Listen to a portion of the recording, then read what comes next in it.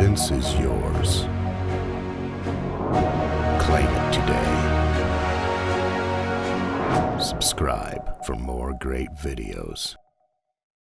It was wonderful because it only took just a short time to realize how I manifest profound changes in my life by taking in the understanding that how I see the world, my perceptions, control not just my internal biology and my genetics and behavior, but it controls how I create in the world around me.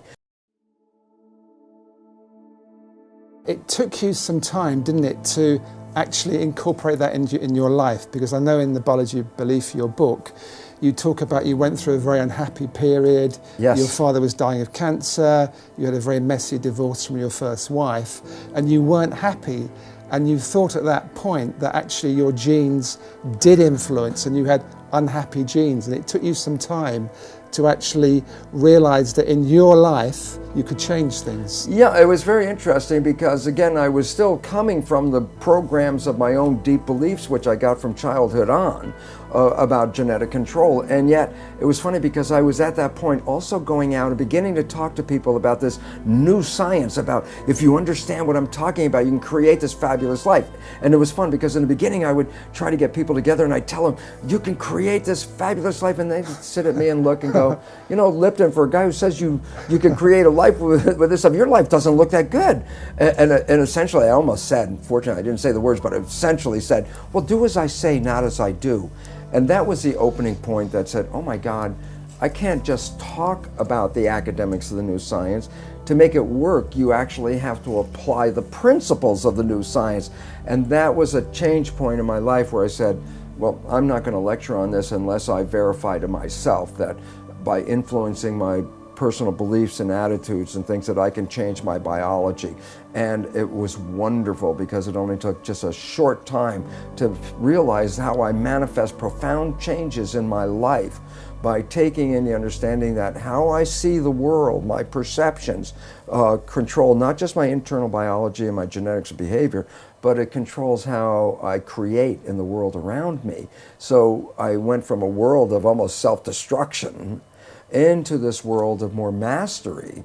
And the most exciting thing is I found since that time that I absolutely live in heaven because I've created a life. But let's look at practically how you did that, just so people pick up a few clues. Okay, well, the first thing is this. The work showed that your mind's perception of the world changes your biology, the chemistry of your body, which changes your cells. And I said, okay, so if you control how your mind operates, then you can control your chemistry. But then here's where the problem comes from. There's two parts to the mind. The conscious mind, which has your personal identity, your spirit, your source attached with it, is a creative mind. The conscious mind can see into the future, can review the past, solve problems. The subconscious mind, the other mind, is more of a habit mind. That's when you learn how to do something, and once you learn how to do it, you don't have to think about it, it's automatic. Well, most of us walk around in the world thinking that we're running our lives with our creative mind. And I'd say, Emmett, what do you want out of your life? And you would say, oh, I want to be healthy, I want to have great relationships, and then you try to say, I'm running my life with these beliefs.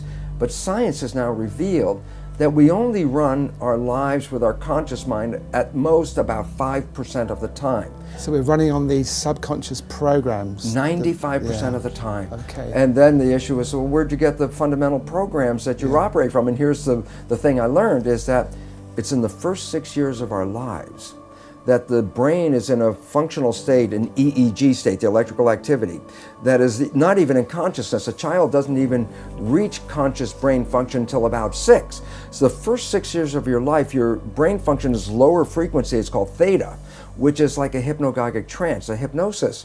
So the first 6 years of your life, you're like a television camera recording everything around you, everything you observe, just going in from your observations into your programming. So we acquire beliefs and attitudes and behaviors not from ourselves, but from our parents and our family and our community. These become the fundamental beliefs. A very interesting point. The Jesuits were very proud. They would say, give me a child until it's 6 or 7 and it will belong to the church for the rest of its life. What they were saying was what they knew, which science is now finding out. The first 6 years are programming. Yes. And whatever program you get, that will be the rest of your life. So that's why they said, just give me the first 6 years. And it turns out they were precise. The first 6 years is download a program, and that's when you get your behaviors from those around you. So you were able, by realizing this, to then look at how you were living your life on a practical level and say, I am not going to be governed by these pre-programs. I am going to live my life in a more conscious way. Am I oversimplifying this? Well, yeah, that's a fundamental statement of how it works, but it's not as easy as, I've just changed my thinking about it. It's like, well, because as the thinking is not that much in our control. The brain is operating, as I said, 95% from the subconscious. But how did you actually then get results in a relatively short space of time? Well, the first thing, how does the subconscious learn? And that's a very critical thing. The conscious mind can learn from reading a book. So the subconscious mind can read a self-help book and you go, wow, that sounds really great. And then you find you read the book, but your life is still the same.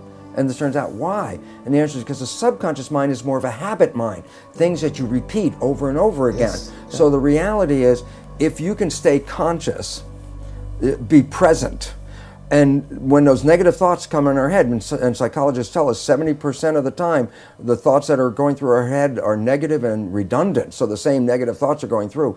If you could stop those thoughts, if you could hear them as they come through, like, oh, that's not going to work, or this will never happen, those kind of thoughts.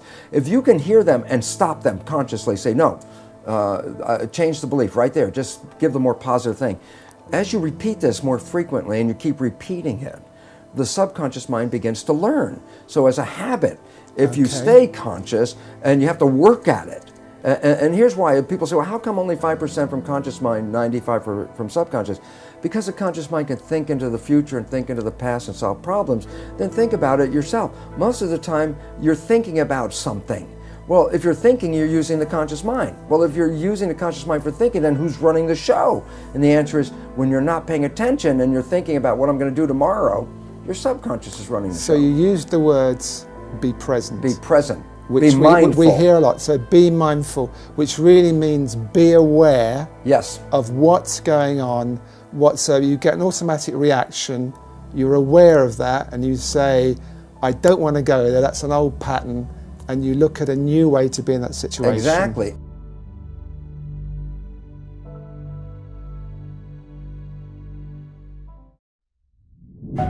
Abundance is yours. Claim it today. Subscribe for more great videos.